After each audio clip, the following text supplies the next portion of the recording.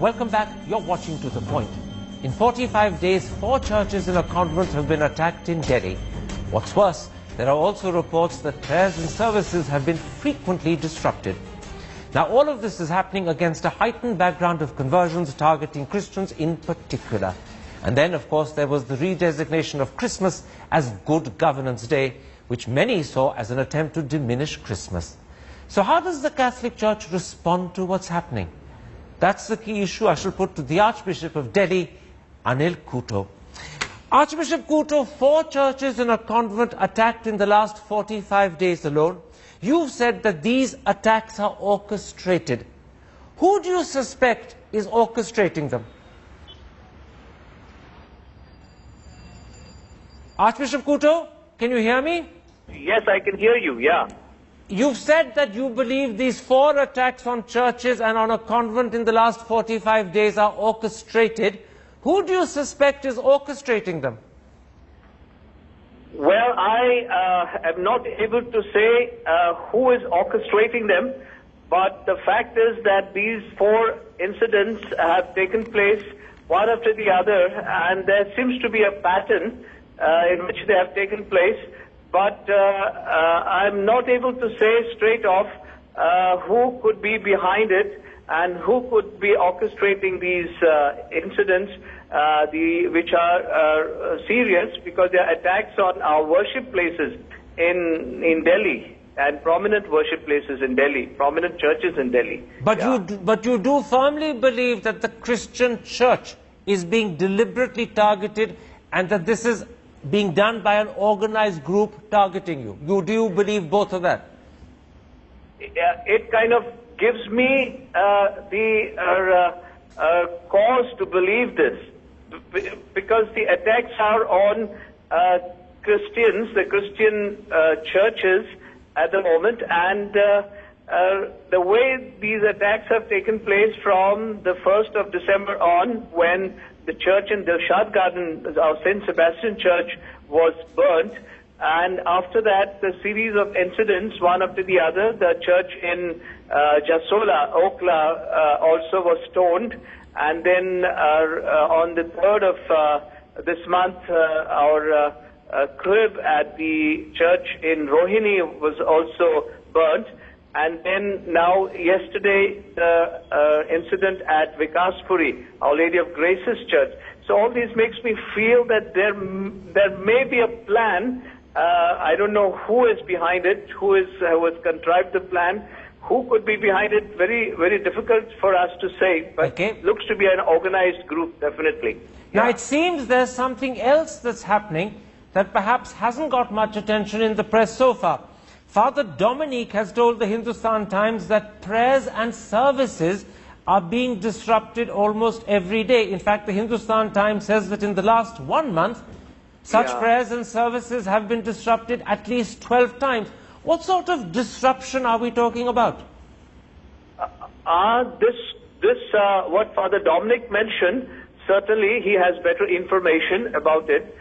Disruption of services within the country, probably not definitely in Delhi, but in certain places where Christians gather together for worship, and sometimes those worship services are disrupted, and the pastor is taken to the police station and so on, and sometimes false cases being registered against the pastor, and the people are not allowed to worship anymore. So these kind of incidents are taking place in different parts of the country, and we get to hear them, off and on from different sources. Let me ask you: do Christians in Delhi feel safe? The Hindu today says that there's apprehension in the Christian community about their safety. Yeah, we do feel both in the city of Delhi and the state of Delhi, and I'm sure the same is the feeling all over the country. A bit of that eerie feeling of being unsafe. We don't know at what time an attack may come, and what kind of problems we may have to face. So that feeling is there, the feeling of insecurity, definitely is slowly kind of creeping in the Christian community. I do feel it, yeah. Now, very quickly, what sort of response does the church get from the police? Are you satisfied by their level of concern for your safety and for the safety of churches? Because Father Balraj of Our Lady of Grace's Church has said the following to the Hindu: all we receive are assurances which clearly are not enough to prevent an attack. That suggests that he at least doesn't think the police is sufficiently responsive to what's happening to the Christian community and to Christian churches. Yeah. Well, we are not satisfied with the way the police are responding to the situation. They take time to come to the scene, and once they come, of course, then they have their own versions, and our arguments and our explanation of it sometimes is not given its due, the weight that they have to give to it, and they are dilly-dallying, as we have noticed. And I heard, I was not able to reach Vikaspuri, but I heard that they were saying we will restore it, we will put the statue of Mother Mary back there, we would repair that glass case and so on. When it is an incident of a real vandalization of the holy statue, the police are saying we will put it back, so that gives the impression that nothing much has happened and it should not be a big issue. Don't give it that importance. So I do feel that on the part of the police also there is that bit of that dragging of feet, as I would like to say. Yeah. Now, Archbishop, all of this is happening at a time when, in fact, the Sangh Parivar or elements of the Sangh Parivar are carrying out conversion campaigns. Though postponed, the Dharm Jagran Manch and the Bajrang Dal have plans to convert 4,000 Christian families in Aligarh. And in fact, when asked, this is what explanation was given by the then convener of the Dharm Jagran Manch. He said he had deliberately chosen Christmas as his original date for these conversions because he wanted a trial of strength between Christianity and Hinduism. He said, if their religion is better, they can stop them. But if they come to us on Christmas, it's the biggest rejection of their faith. How do you, as Archbishop of Delhi, respond to these conversions and these explanations, supposedly, for why they're happening and why Christmas was originally targeted as the date? I do not know why they chose Christmas to propagate this kind of a big plan to convert Christians and so on. Seems to be very, very malicious on their part, very wicked on their part, because I don't think any Christian worth the name would ever on Christmas Day would want to publicly change his religion and so on and so forth, his or her religion.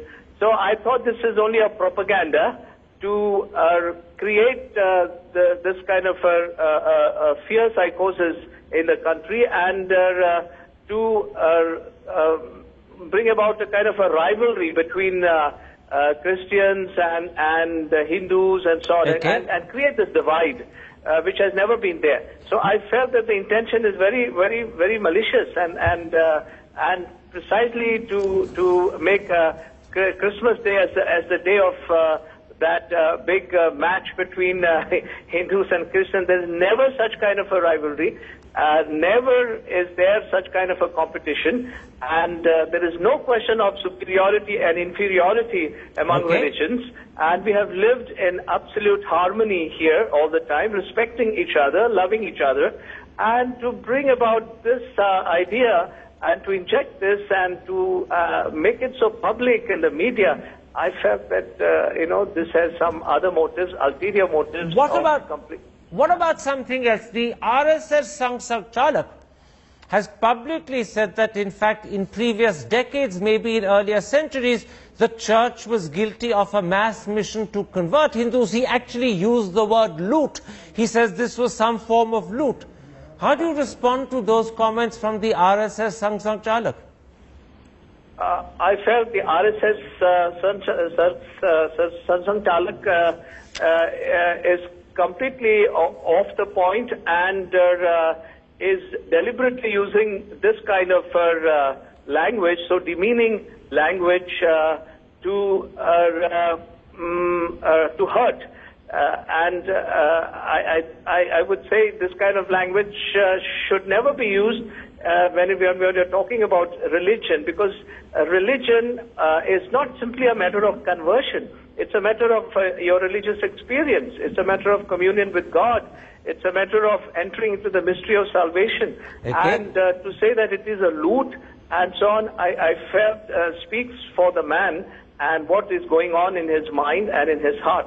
I totally denounce this kind of language, and I felt that, the earlier it is stopped, and from a man of his stature, the better it is, and we should try our best from all fronts and from all quarters to make sure that this kind of language doesn't carry on. Now, Archbishop, the other thing that happened is that the government suddenly decided to designate Christmas as Good Governance Day, because Christmas, December the 25th, happens also to be Atal Bihari Vajpayee's birthday. Many people felt that that was done as a deliberate attempt to diminish Christmas, perhaps to even denigrate it. As Archbishop of Delhi, how did you respond to that redesignation of Christmas, the holiest day in the calendar for Christians, as Good Governance Day? Well, we did our best to protest against it. And we, of course, got a chance also to go to the media, registering our protest with the government that the holiest day for Christians on their calendar, that is Christmas, the birthday of our Lord Jesus Christ, to be announced as Good Governance Day on the part of the government was something which was absolutely wrong and motivated. So we did our best to impress on the government, to impress on as many people as possible, including the Prime Minister.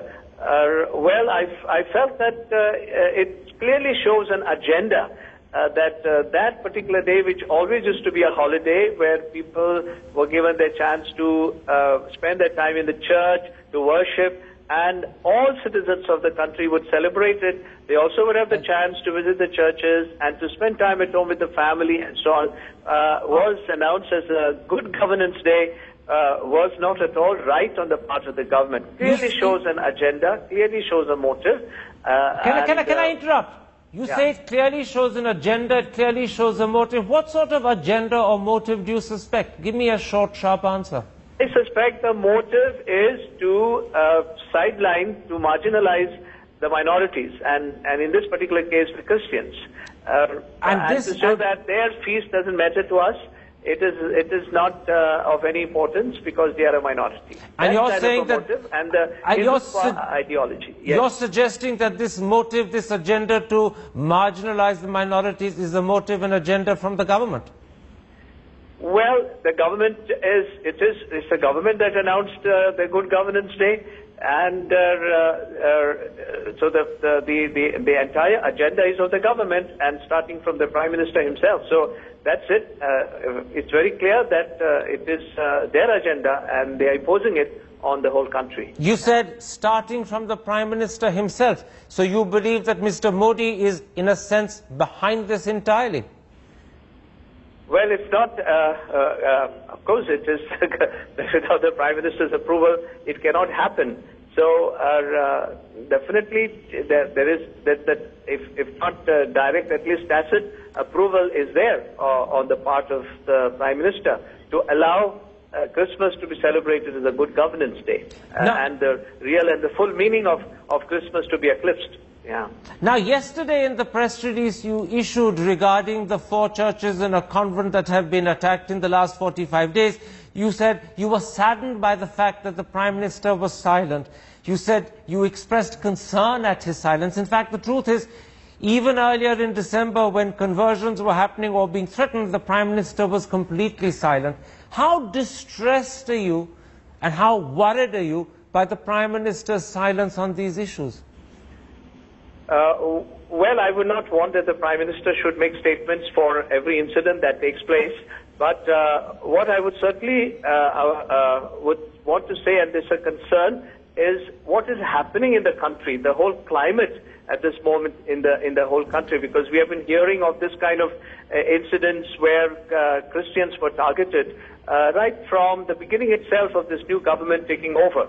And that is what is distressing. And when the issue of this Ghar Wapsi and conversions was being discussed in the parliament, we would expect that the government, our Prime Minister, would say a word so that the insecurity on the part of the minorities is taken away and their anxiety is put at rest. So we would expect, therefore, that the Prime Minister should say a word in defense of the Constitution. That's what we were looking for, in defense of the secular nature of our Constitution, the secular ethos of our country. So that is precisely what we were looking for, and the silence still is distressing. Do you therefore feel more than disappointed by the Prime Minister? Do you in a sense feel let down as Indian citizens? Pardon me, I didn't get you. I said, do you feel more than just disappointed? Do you feel let down by the Prime Minister as Indian citizens? Yes, at least I would feel definitely as an Indian citizen being let down, yes, by the Prime Minister and his government. Yeah, to some extent, I would say. No. But it's like the beginnings. You see the signs of what is going to come. Well, in fact, it's the beginning, as you call it, and the signs of what is going to come that I want to move towards very quickly. Do you fear that with the BJP having a majority in the Lok Sabha already, and increasingly winning power in states as state elections happen, and targeted to win a majority in the Rajya Sabha by 2016, that the mood and atmosphere in India is shifting markedly against the minorities? Do you fear that? I fear that. I really fear that, yeah. And it happens because the moment they come to power, we can see how the target is the minorities most of the time. I do fear that. Yes. Yeah. One other question, Archbishop. Unfortunately, whether we're talking about the attacks on churches, whether we're talking about conversions, whether we're talking about the redesignation of Christmas as Good Governance Day, we haven't heard a word of concern, leave aside criticism, from either Sonia Gandhi or Rahul Gandhi.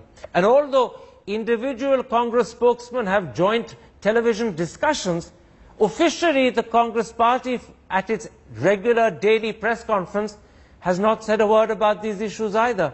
So do you think that you're not getting the support you feel you want and need from Congress? Yes, I would feel that silence also is intriguing. I do not know whether they are tacitly approving of what's happening in the country at the moment, because I would expect that some from our responsible leader and definitely President and Vice President of the Congress Party, definitely some statement should have come against what is happening in the country at the moment, and in defense of, I would say, the Constitution and the democratic ethos of our country. Yeah. My last question, Archbishop Kuto, is this therefore looking like a bad time to be a Christian in India? Well, I wouldn't go to that extent. I would say it's a challenging time because Christians do not consider any time as bad. We have the strength of the Lord and His Spirit with us, and every such situation is a challenge and a greater opportunity, I would say, to witness to our faith. So I wouldn't call it bad, but I would say it's a time, maybe even a God-given opportunity to be greater witnesses to the gospel of our Lord Jesus Christ and His kingdom. Archbishop Kuto, thank you very much for speaking to the point. My apologies that the Archbishop couldn't be with us in studio. I'm afraid he was stuck in Delhi traffic. Delhi traffic sometimes in the evening can be horrific. Unfortunately, tonight was. But we were lucky that phone line was crystal clear. There we end this particular episode. If you have been, thanks for watching. Goodbye. Goodbye.